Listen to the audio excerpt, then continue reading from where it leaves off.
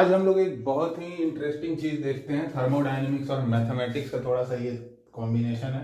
e raise to the power pi is greater than pi raise to the power e, ये हमें पता है और इसको अब हम लोग थर्मोडायनेमिक्स की मदद से प्रूव करेंगे। ठीक है, तो सबसे पहली बात हम लोग यहाँ पर कैसे इसको थर्मोडायनेमिक्स की मदद से प्रूव करेंगे।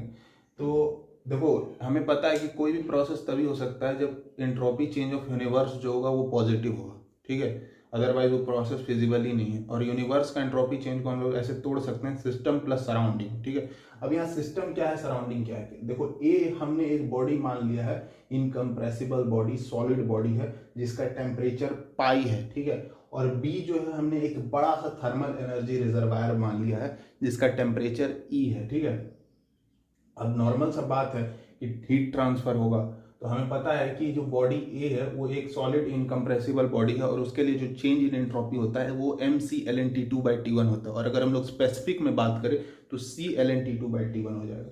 तो c/ln/T2 का वैल्यू रख दो e, T1 का वैल्यू रख दो पाई, यहाँ से आ जाएगा c1 - ln पाई। और ये जो हीट ट्रांसफर होगा बॉडी ए से बॉडी बी को, वो हो जाएगा c × T2 - T1।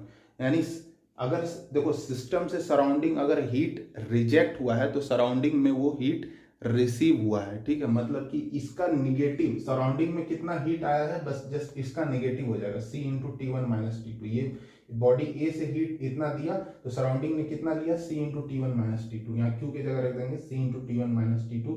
और सराउंडिंग एक रिजर्वायर है तो उसके लिए एंट्रोपी चेंज Q/T2 करके लिखते हैं। सराउंडिंग का टेम्परेचर T2 है, T2 कितना है, E है। ठीक है, c × पाई - E।